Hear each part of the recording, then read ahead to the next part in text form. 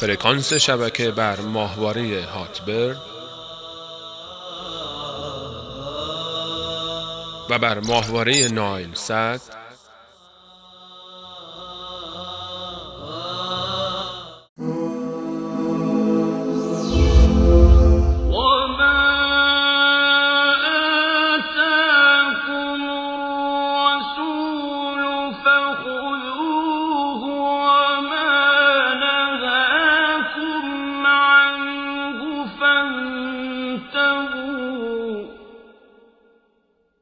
واتقوا الله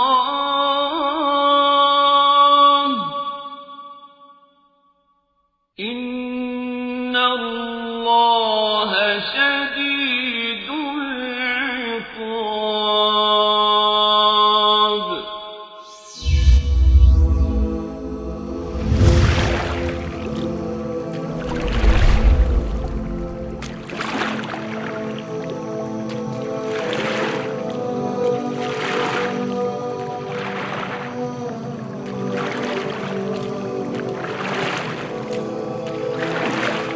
الحمد لله رب العالمين والعاقبة للمتقين والصلاة والسلام على سيدنا ونبينا ومولانا محمد وعلى آله وصحبه أجمعين. دوستان نهایت گرامی، بینندگان عزیز، سلام الله علیکم و رحمته و برکاته. در قسمت گذشته برنامه احکام فقهی در پرتو احادیث نبوی خدمت شما دوستان عزیز احادیثی را بیان کردم، احکامی را بیان کردم که متعلق به اوانی یا ظرفهای طلایی و نقره‌ای بود که آیا استخدام ظرفهای طلایی و نقره‌ای جایز است یا نیست، و احادیثی که در این مورد از حضرت رسول اکرم صلی الله علیه و سلم روایت شده بود که بیان کننده حرمت استعمال ظرفهای طلایی و نقره‌ای بود، خدمت شما تقدیم کردم. و همچنین در مورد از اینکه آیا پوستهای حیوانات خودمرده، پوستهای حیوانات که گوشت آن خورده نمیشه یا خورده میشه، یعنی پوست حیوان چه وقت مورد استخدام و مورد استعمال قرار میگیره و چه وقت استعمال از او و استخدام از او جایز است، و حدیثی که در مورد دباغت یا دباغ دادن پوست وارد شده بود خدمت شما با بیان احکام از او و بیان طریقه دباغ دادن پوست خدمت شما تقدیم کردیم. و در قسمتی که امروز قسمت این برنامه که میخواهم خدمت شما امروز با شما باشم، با شما صحبت کنیم در مورد ظرفهای کفار است، اوانی کفار، ظرفهای خوردنی یا نوشیدنی که کفار را استعمال میکنن. آیا استعمالی از او برای ما مسلمان ها جواز داره یا جواز نداره؟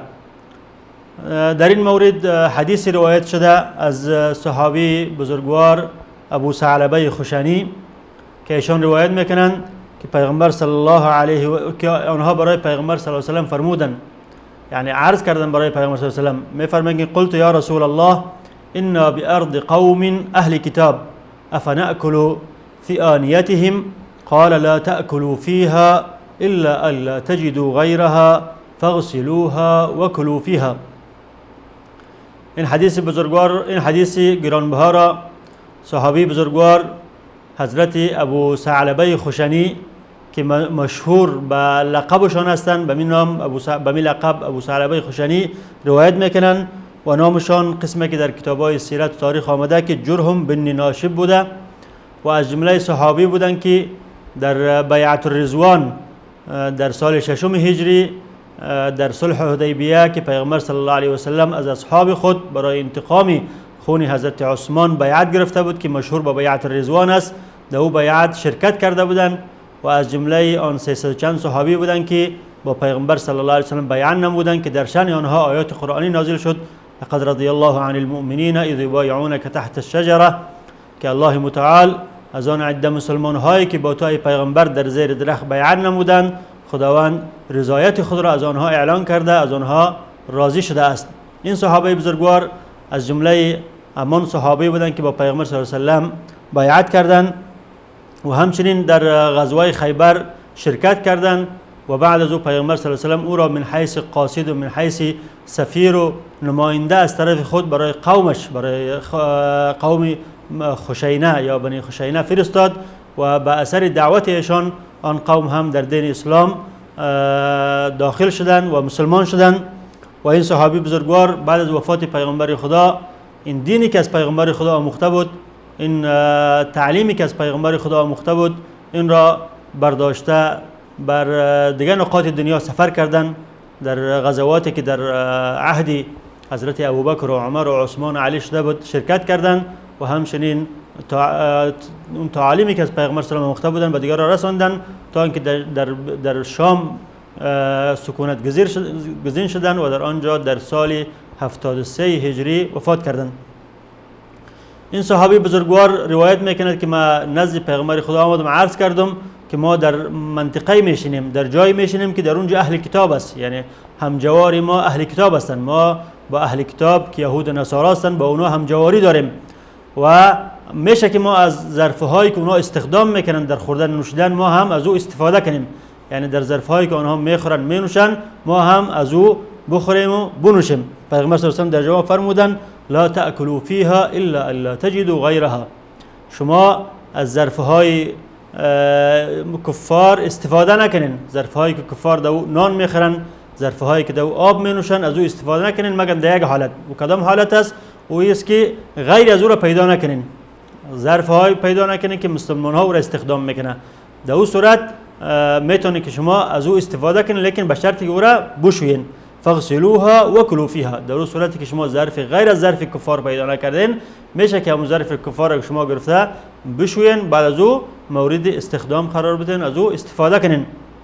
این حدیث متفق علیه است، حدیث است که امام بخاری و امام مسلم این را روایت میکنه.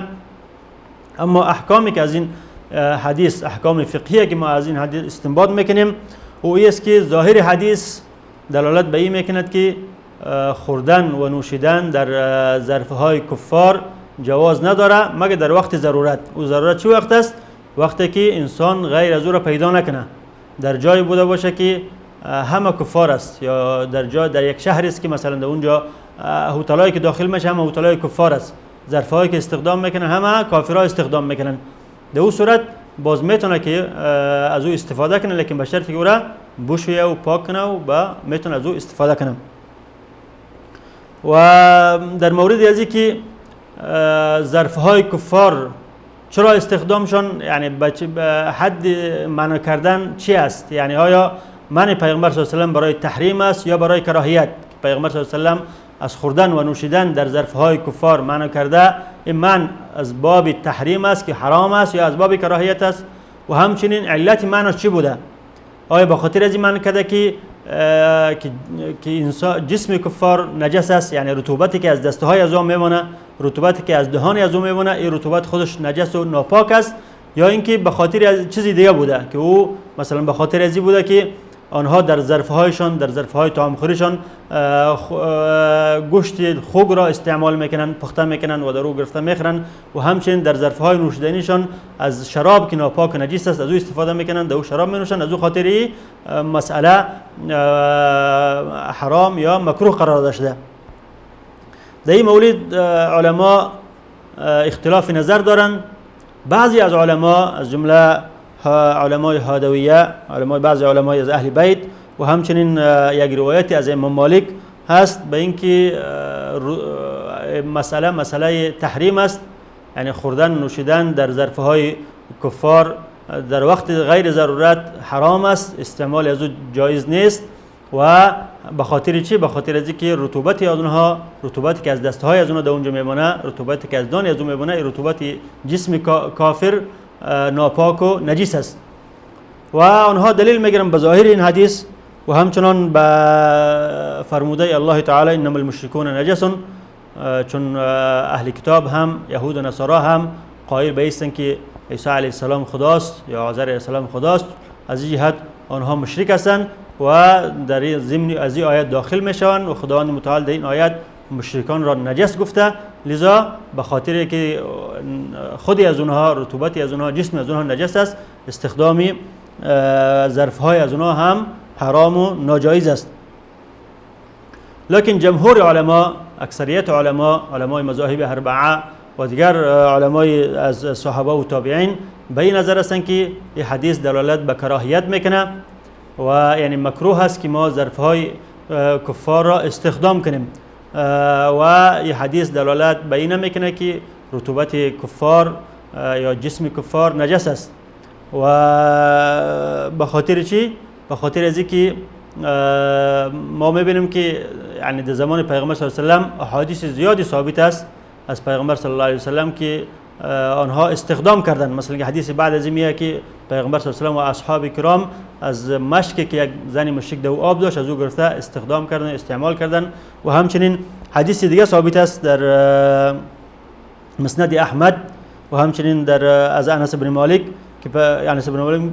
رضی الله عنه روایت میکنه و میفرماید ان النبی صلی الله علیه و سلم دعاه یهودی الى خبز شعیر و اهاله سنخه فاکل منها. یکی از یهود پیغمبر خدا را دعوت داد به خوردن نان جو و همچنین خوردن روغنی که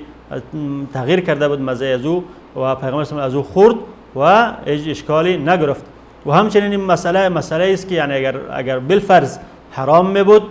استعمال اوانی یا ظرفهای کفار حرام می بود، یک نوع استفاده می شد، یعنی در بین صحابه کرام مشهور می شد و صحابه کرام زیادی را نقل می کرد و این چنین نشده. مادام که نشده پس به این دلالت میکنه. حدیثی که ما پیشتر خواندیم حدیث ابو ثعلبه خشنی دلالت به کراهیت میکنه که استخدام ظرفهای کفار مکروه است، به خاطر که نفس انسان رو نمیکشه که یک ظرفی که دو کافر نان بخوره یک شخص مسلمان هم دو نان بخوره، یا ظرفی که دو کافر آب بنوشه یا چیز نوشیدنی بنوشه و شخص مسلمان هم رو استخدام کنه و از او دو بنوشه. لیکن اگر انسان وقتی که ظرف دیگری پیدا نکرد، ظرفهای مسلمانان رو پیدا نکرد، میتونه که ظرف کفار رو گرفته بشویه و او را مورد استخدام و استعمال قرار بده. و همچنین خداوند متعال میفرماید و طعام الذین اوتوا الکتاب حل لكم و طعامکم حل لهم، که طعام اهل کتاب حلال است برای شما و طعام شما هم حلال است برای اهل کتاب. مادامی که طعامشون حلال است به این معنی که رطوبتی از اونها نجس نیست، لذا استخدام اوانیشون هم در وقت ضرورت جواز داره و هیچ اشکالی نداره و در غیر وقت ضرورت هم استخدامشون جواز داره، لیکن من باب الکراهیه، از مکروه هست که انسان را استخدام کنه، لیکن اگر استخدام کرد هیچ اشکالی نداره، جواز داره. اما اینکه و همچنین گفتم که به خاطر از نجس منع کردن پیغمبر خدا به خاطر عزیز که آنها در ظرفهایشان گوشتهای شتر را، گوشتهای خوک را پخته میکنن و در اون میخرن و گوشت خوک نجس است و همچنین شراب در ظرفهایشان مینوشن و شراب یک چیزی نجس است، لذا پیغمبر صلی الله علیه و سلم از او منع کرده. اگر فهمیده شود که اینها در ظرفهایی که استعمال میکنی گوشت خوک را پخته نمیکنن یا نمیخورن یا شراب را نمیخورن باز هیچ اشکالی نداره. لیکن اگر بالفرض فهمیده شد که آنها در ظرفهایشان گوشت خوک میخورن یا شراب مینوشن باز در اون صورت باید شسته شود و بعد از شستن مورد استخدام قرار بگیرن. و همچنین روایت دیگری در ابو داود و احمد است که یکی از صحابه نزد پیغمبر خدا میاد و از پیغمبر خدا سوال میکنه، میگه که اینا نجاور اهل الكتاب و هم یطبخون فی قدورهم الخنزیر و یشربون فی آنیتهم الخمر. ما مجاورت در زندگی خود مجاور و همسایه با اهل کتاب هستیم و اهل کتاب در ظرفهای خود، در دیکه های خود گوشتهای خنزیر را پخته میکنند و همچنین در ظرفهای خود شراب مینوشند. آیا ما میتونیم که از ظرفهای از اونها استفاده کنیم، مورد استفاده قرار بدهیم؟ پیغمبر صلی الله علیه و سلم فرمود فقال رسول الله صلی الله علیه و سلم ان وجدتم غیرها، در حالتی که شما غیر از او را پیدا کنین، ظرفهایی را پیدا کنین که در استخدامی نامشروع نمیشه، استخدامی به شکل از این نمیشه که در او گوشت خوک خورده شود یا شراب نوشیده شود، در او صورت جواز نداره. لیکن اگر پیدا نکردید در ضرورت واقع شدن با در او صورت جواز داره. و این هم دلالت به این میکند که نهی که آمده من باب الکراهیه است و من باب التحریم نیست و پسمانده کفار یا اینکه رطوبت دستهای کفار و دهانهای کفار نجس و ناپاک نیست. و همچنین لباس کفار، لباسی که اونها هم میپوشن، لباسی که اونها جور میکنن، به می حکم است. حکمش عین حکم اوانی را میگیره. در وقتی که انسان اگر لباسی پیدا کند که از مسلمان ساخته مسلمان بوده باشه یا لباسی پیدا کند که استخدام مسلمان ها بوده باشه، باید از کفار استخدام نکنه. لیکن اگر پیدا نکرد باز استخدامش هیچ اشکالی نداره. این بود خلاصه احکامی که از حدیث ابو ثعلبه خشنی ما استنباط کردیم و حدیث بعدی هم به می معناست، همین معنا را ادا میکنه که استخدام ظرفهای کفار در وقتی که ضرورت، در وقتی که از مسلمان ها پیدا نشه اشکالی نداره. و او حدیث را صحابی بزرگوار عمران بن حسین روایت میکنه پیغمبر صلی الله علیه ان النبی صلی الله علیه و سلم و اصحابه توضؤوا من مزادة امرأة مشركة. ان النبی صلی الله علیه و سلم و اصحابه توضؤوا من مزادة امرأة مشركة. پیغمبر خدا و اصحاب از مشکی که یک زن مشرک در داخل از او آب گرفته بود از او استفاده کردن، از او وضو کردن. مزاده مشکی را گفته میشه که از پوست ساخته میشه و دارای دو جهت یا دو جنبه می باشه که بالای شتر یا الاغ گذاشته میشه و داخل از او پر از آب میشه و از او توسط از او آب را از یک جای به دیگر جای نقل داده میشه. راوی این حدیث صحابی بزرگوار عمران بن حسین است که لقبشان کنیهشان ابو نجید الخزاعی الکعبی بود و این صحابی بزرگوار در عام خیبر، در سال خیبر که سال 7 هجری بود، دو سال به اسلام پیوستند و از جمله صحابه بزرگوار و فقهای صحابه بودند و از جمله کسانی بودند که بعد از وفات پیغمبر صلی الله علیه و سلم به بصره رفته، در شهر بصره سکونت گزین شدند و در آنجا به تعلیم مردم مشغول بودند و همچنین در غزوات و جهادهایی که در او وقت انجام می‌یافت شرکت می‌کردند تا که در سال 52 هجری در شهر بصره از دنیا رحله نمودند و به لقاء الله پیوستند. این صحابی بزرگوار این حدیث را روایت میکنه و اصل حدیث طولانی است که در بعضی روایت ها آمده که پیغمبر صلی الله علیه و سلم با اصحاب کرام در یک سفر بودند و در یک جایی رسیدند که آبشان خلاص شد و دیگر آبی نیافتند. لذا حضرت علی و یک صحابه دیگر را فرستادند که تا که برای اینها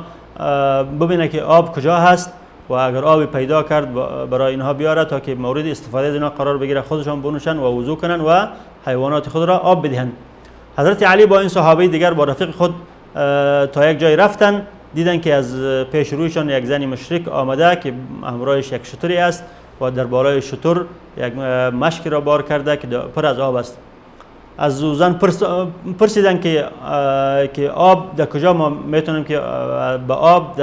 دسترسی پیدا کنیم، از کجا میتونیم که ما آب را پیدا کنیم؟ اون زن گفت عهدی بالماء یوم و لیله، یعنی من یک شب یک روز میشه که سفر کردیم تا که به اینجا رسیدیم، از جایی که ما آب گرفتیم تا به اینجا یک شب یک روز راه است. شما اگر میخواین که آب پیدا کنین باید یک شب یک روز سفر کنین تا که با آب دسترسی پیدا کنین، باز یک شب یک روز دیگه پس بیاین تا که به اینجا برسین. حضرت علی دید که این چیز امکان نداره، لذا به این زن مشرک گفت که عجیب رسول الله، تو بیا پیش پیغمبر خدا، پیغمبر خدا با تو کار داره. این زن مشرک را گرفته پیش پیغمبر خدا آوردن. پیغمبر خدا از این آبی که زن مشرک داشت داخل این مشک کمی گرفت در یک ظرفی و همه صحابه کرام را تلبیست و از آنها برای آنها گفت که اسقوا و استسقوا، شما هم خودتان بنوشین و هم حیوانات خود را از این آب بدهین و از این آب وضو کنین. همین بود که همه صحابه کرام جمع شدن، از این آب نوشیدن و حیوانات خود را هم از این آب دادن و وضو هم گرفتن. باز هم آبی که از پیش زن خانم مشرک گرفته بود به حالت خود بود و این از جمله معجزات رسول اکرم صلی الله علیه و سلم بود و این نوع معجزات در حیات پیغمبر صلی الله علیه و سلم روایت‌های زیاد است که در جاهای زیادی واقع شده که به طعام اندکی را با برکت دعای پیغمبر خدا زیاد شده و صحابه کرام از او استفاده کردن و همچنین آب اندکی با برکت دعای پیغمبر صلی الله علیه و سلم خیلی زیاد شده که از او صحابه کرام استفاده کردن و او آب و او طعام به حالت خود مانده و همچنین از این آب اندکی که از نزد زن مشرک پیغمبر خدا گرفته بود همه صحابه که با پیغمبر صلی الله علیه و سلم همراه و رفیق بودن استفاده کردند و باز هم در آخر آب ماند و هیچ نقص و ضرری به این زن مشرک نشد. و این حدیث هم مثل حدیث سابق دلالت به این میکند که ظرفی از ظرفهای مشرکا ما میتونیم استفاده کنیم در وقت ضرورت، چون در اینجا صحابه کرام پیغمبر خدا ضرورت داشتن، دیگه آبی نبود و مجبور شدن که آبی که داخل ظرفی همین زن است که مشک است از او بگیرن، از او استفاده کنن. و همچنین دلالت به این میکنه که پوست یا جلد حیوانات وقتی که دباغت داده شود و مورد استفاده قرار میگیره و حلال میشه. این بود تقریبا این حدیث بیان کننده حدیث اول، حدیث ابو ثعلبه است که بیان کننده از اوست که امر نهی که در اونجا آمده برای کراهت است و برای تحریم نیست، چون اگر حرام می بود پیغمبر صلی الله علیه و آله هیچ وقت استفاده نمی کردن. و این هم حدیث به این هم دلالت میکند که رطوبت مشرک، زن مشرک چه مرد باشه چه زن بوده باشه، نجس نیست، ناپاک نیست، چون زن وقتی که آب را در داخل مشک گرفته حتما دست او در آب خورده و باز هم پیغمبر صلی الله علیه و سلم از او آب استفاده کردن و هیچ در استفاده از او اشکالی ندیدن. و این بود احکامی که ما از این حدیث و از حدیث سابق استفاده کردیم و ان شاء الله بعد از دیدن یک میانه برنامه کوتاه دوباره خدمت شما دوستان عزیز هستیم با حدیث جدید و حکم جدید از احکام شریعت اسلامی. با ما باشید ان شاء الله.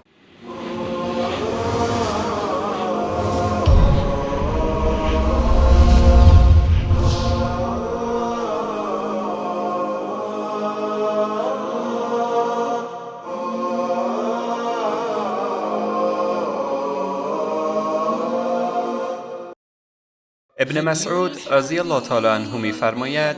از رسول الله صلی الله علیه و آله و سلم پرسیدم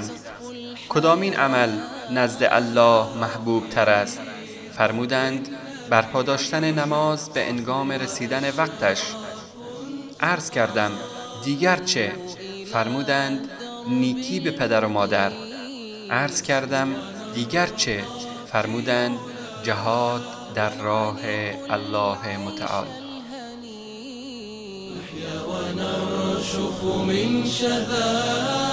نحيا ونرشف من شذا هدي الحبيب يقودني وبنوره تصفو الحياة. سار في درب النبي صحب وأشراف تقام. بسم الله والصلاة والسلام علی رسول الله. دوستان عزیز، در مورد احکامی که در مورد استفاده از ظرفهای کفار بود خدمت شما تقدیم کردیم و در قسمت دوم این برنامه حدیث را خدمت شما تقدیم میکنیم که پیغمبر صلی الله علیه و سلم در مورد استفاده از گوشت الاغه‌های اهلی بیان کردن، چون در باب طهارت علما یک عده احادیث را میارند که متعلق به چیزهایی است که پیغمبر صلی الله علیه و سلم از استعمال از او یا از خوردن از او یا از نوشیدن از او یا اینکه منع کرده و یا اینکه نجاستی از او را بیان کرده که باید ما او را نخوریم و ننوشیم و باید او را از خود دور کنیم. و از اون جمله گوشت خرهای اهلی است، الاغ‌هایی که الاغ بر دو قسم است، یک الاغ وحشی و یک الاغ اهلی. الاغ‌هایی که در صحرا زندگی میکنن، در جنگل‌ها زندگی میکنن، اون الاغ‌ها را الاغ‌های حمار الوحشی گفته میشه، الاغ‌های وحشی. و اما الاغ‌هایی که با انسان‌ها در یک جا زندگی میکنن و مورد استفاده انسان‌ها قرار میگیرن در حمل نقل آنها، او را الاغ‌های اهلی گفته میشه. و از اولی که الاغ وحشی است پیغمبر صلی الله علیه و سلم منع نکرده، خوردن گوشت از او را حلال قرار داده. و اما الاغ‌های اهلی از او خوردن گوشت از آنها پیغمبر صلی الله علیه و سلم منع کرده و آنها را حرام قرار داده. و در این مورد انس بن مالک خادم رسول الله صلی الله علیه و سلم حدیث روایت میکنه، میفرماید لما کان یوم خیبر امر رسول الله صلی الله علیه و ابا طلحه فنادى ان الله ورسوله ينهيانكم عن لحوم الحمر الاهلیه فانها رجس. صحابی بزرگوار خادم رسول اکرم صلی الله علیه و سلم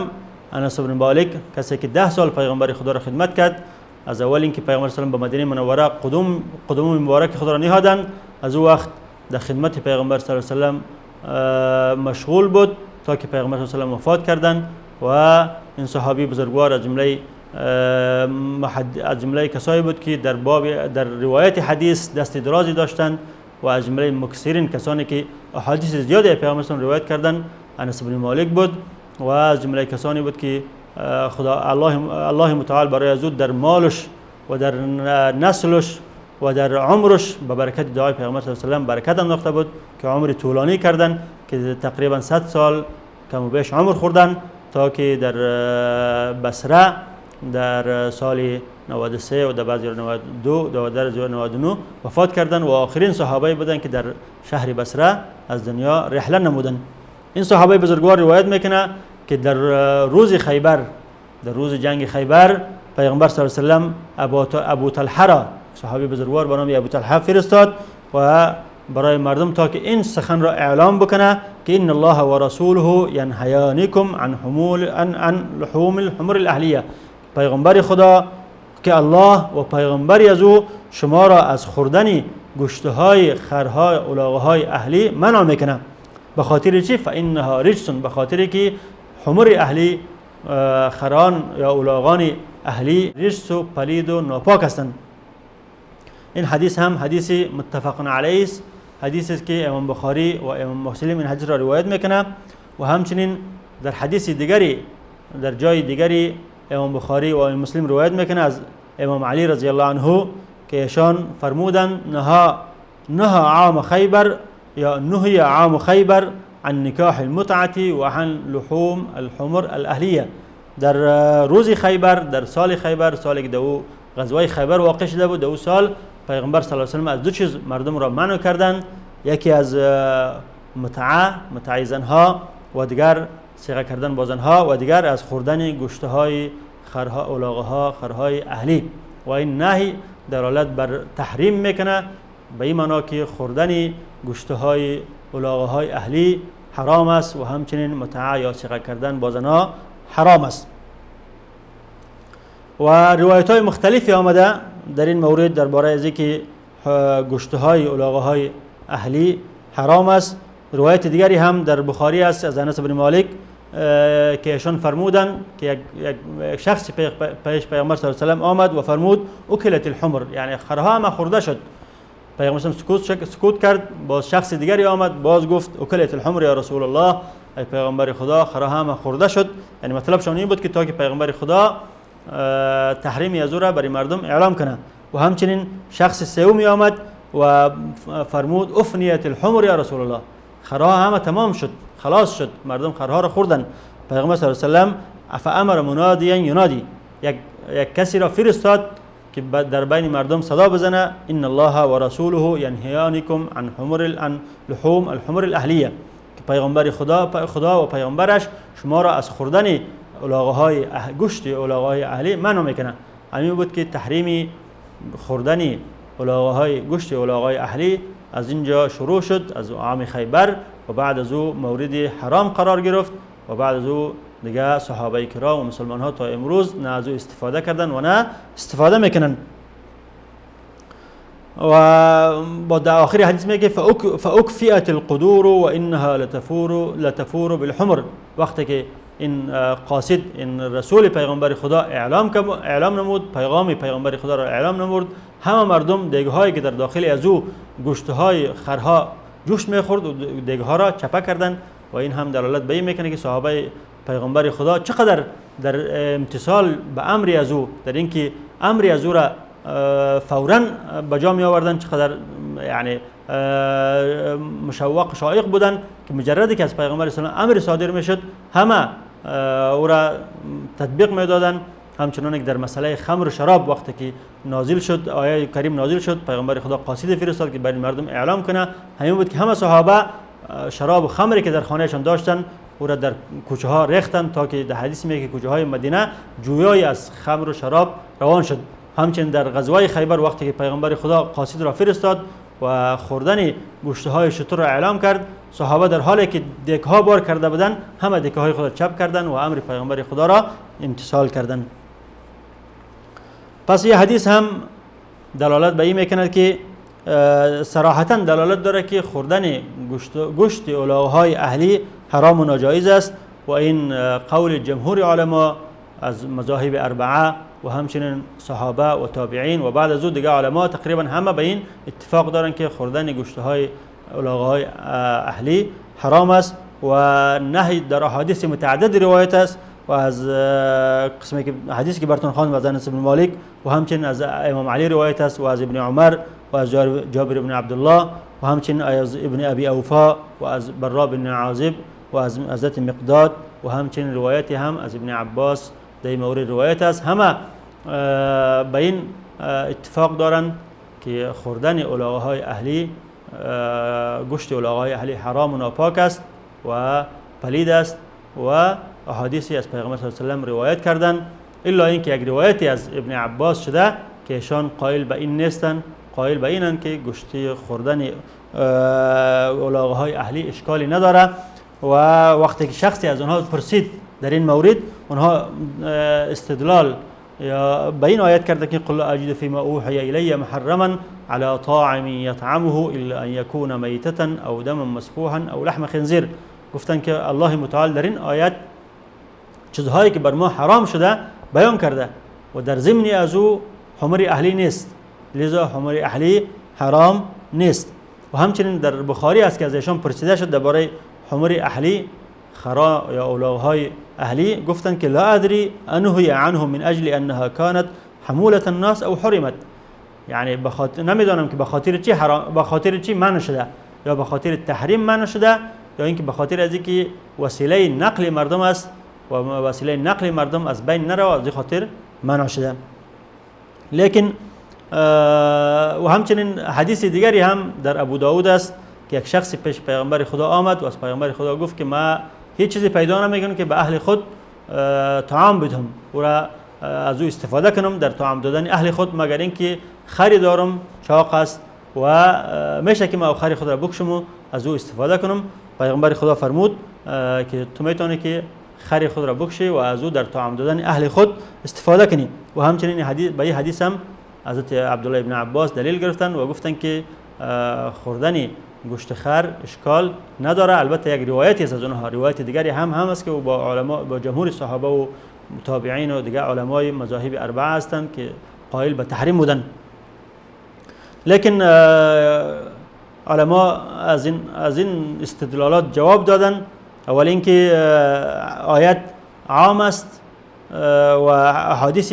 او را تخصیص کرده، زیاد آیات ها عام می باشه، یعنی در این آیت زیاد چیزهای ذکر نشده که اونا حرام هستند، با وجود از او علما به اتفاق نظر به تحریم از او دارن، لیکن در احادیث دیگری ذکر شده که آیت تخصیص میده و از اون جمله هم گوشت خرانی یا الاغای اهلی است که حدیثی که ما خواندیم آیت تخصیص میده، لذا با این آیت هیچ معارضه نداره. و همچنین حدیثی که ابو داود روایت کرده و حدیث اولا در سندش ضعف است، علما میگن که اضطراب است، سند ضعیف است. و دوم اینکه حدیث در مورد اجباریت است، وقتی که انسان مجبور شوه میشه که چیزای حرام را هم بخوره. و شخص پیش پیغمبر خدا می از مجبوریت خود بیان میکنه که من هیچ چیزی ندارم، نزدیک است که بچهای ما، اولادهای ما از گشنگی بمیرن. پیغمبر خدا میگه در این صورت که تو مجبور بوده باشی میشه که خری که داری او را ذبح کنی با بچهای خود بوتی تا که اونا از گشنگی نمیرن. به هر حال حدیثی که خواندیم تلاوت کردیم دلالت به حرام بودن گوشت‌های خرای اهلی میکنه و این مذهب جمهور علما است، از صحابه و تابعین و مذاهب اربعه همه به این اتفاق نظر دارن. و یک قاعده را علما در این باب بیان میکنن که هر چیزی که حرام بوده باشه دلالت به نجاست از اون نمیکنه. این زیاد چیزا حرام است لیکن نجس نیست. مثلا استخدام طلا و نقره برای مرد حرام است لیکن نجس نیست، اگر در کالای از او بخره کالایش نجاست نمیکنه. و همچنین وقتی که دستش نجس نمیشه. و همچنین حشیش یا مخدرات این چیزایی است که نجس و ناپاک است، حرام است، مقصد است حرام است، لیکن نجس نیست. اگر در کالای انسان بخوره، دست انسان او بخوره، کالای انسان نجس نمیشه و ناپاک نمیشه. خر هم از این جمله است، حرام است لیکن نجس نیست. نجس به این معنی که اگر دست در بالای خر خورد، دست ناپاک نمیشه. کالای در بالای خر خورد، کالای ناپاک نمیشه. و لیکن هر چیزی که ناپاک است اون نجس است. لیکن هر چیزی که ناپاک است نجس گفته شده او حرام است. یعنی هر حرام نجس نیست، لیکن هر نجس حرام است. و همچنین قاعده دیگر در مورد ازی که آیا لعاب خر حرام است یا حرام نیست، در این مورد هم علما قاعده کلی بیان میکنن و این که هر حیوانی که مأکول اللحم باشه، گوشت از او حلال است خوردنش، لعابش هم ناپاک نیست. یعنی اگر در کالای انسان میزنه، در جسم انسان میزنه، جسم انسان یا کالای انسان ناپاک نمیشه. مثلا شتر، گاو، بز اگر لعابش در کالای انسان میزنه یا جسم انسان میزنه، جسم انسان ناپاک نمیشه. لیکن هر حیوانی که غیر مأکول اللحم باشه، گوشت از او خوردنش حرام است، لذا لعابش هم ناپاک است. از این جمله خر وقتی که گوشتش ناپاک است، نجس است، خوردنش حرام است، لذا لعابش هم نجس است. وقتی که در کالای انسان میزنه، در جسم انسان میزنه، باید اونجا شسته شود. و علما در این مورد حدیث ذکر میکنن که یکی از صحابه کرام به نام عبن بن خارجه میگه که ما در مینا در حجة الوداع استاد بودم، پیغمبر صلی الله علیه و سلم برای شتری سوار بود و او شتر از او لعاب میریخت و من نزد شتری از او استاد بودم. لعاب از او وقتی که از دانی از او میریخت در برای کتیف و شانه ما میریخت و پیغمبر صلی الله علیه و سلم برای ما هیچ چیزی نگفت، یعنی نگفت که کتیف خود بشوی یا شانه خود را بشوی. لذا اقرار پیغمبر خدا دلالت به این میکنه که حیوانات مأکول اللحم لعابشان ناپاک نیست، اما اگر وقتی که غیر مأکول اللحم باشه، خوردن گوشتشان درست نباشه، در اون صورت لعابشان هم ناپاک است. میایم در مورد ازی که علت چیز که حمر اهلی ناپاک است، نجس است یا حرام است و اما حمر وحشی حلال است. تقریبا از لابلای این احادیث که ما براتون خواندم چند علت استنباط میشه. اول اینکه در یکی از احادیث آمده که انها جوال القريه، یعنی حمر اهلی را گفته که این از حیوانات است که در داخل قریه میگرده و هر جایی که چتلی ها و قاذورات و ناپاکی ها باشه او را میخوره و خوردن از این دلالت به ناپاکی از او میکنه. و همچنین ولکن الاغ‌های وحشی این عادت را ندارند، چون در صحرا و در جنگل زندگی میکنن، از درخت و از گیاه استفاده میکنن و چتلی و ناپاکی را نمیخورن. و علت دوم هم در حدیثی که براتون پیشتر خواندم که بعضی صحابه آمدن پیش پیامبر خدا گفتن که افنیت الحمر، یعنی خرهای اهلی از حیوانات است که او در زندگی مورد استفاده انسان ها قرار میگیره. وقتی که خورده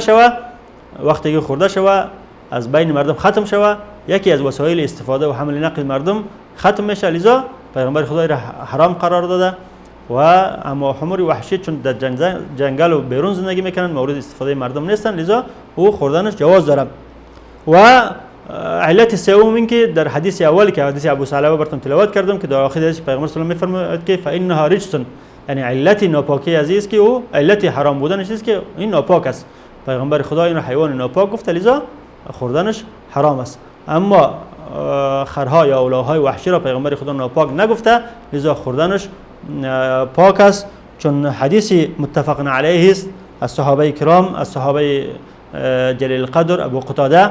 امام بخاری و مسلم روایت میکنه که ابو قتاده میگه که ما یک خر وحشی را شکار کردم، ست حمارا وحشیا و اتیت بقطعه منه للنبي صلی الله علیه و سلم فاکل منها. من یک خر وحشی را شکار کردم و یک قطعه از گوشت از او را پیش پیغمبر خدا آوردم و پیغمبر صلی الله علیه و سلم از او خورد و گفت که هو حلال فکلوا. بر صحابه هم گفت که این گوشت این الاغ وحشی حلال است، شما از این بخورین. پس این حدیث دلالت به این میکنه که حمر وحشی حلال است و حدیثی که قبلا خدمتتون عرض کردم دلالت به این میکنه که حمر اهلی ناپاک و حرام است. و این بود احکامی که متعلق به حمر اهلی بود و همچنین احکامی که متعلق به اوانه کفار بود. خدمت شما از لابلای احادیث بیان کردم و ان شاء الله تا قسمت آینده برنامه با شما خداحافظی میکنم. السلام علیکم و رحمت الله و برکاته.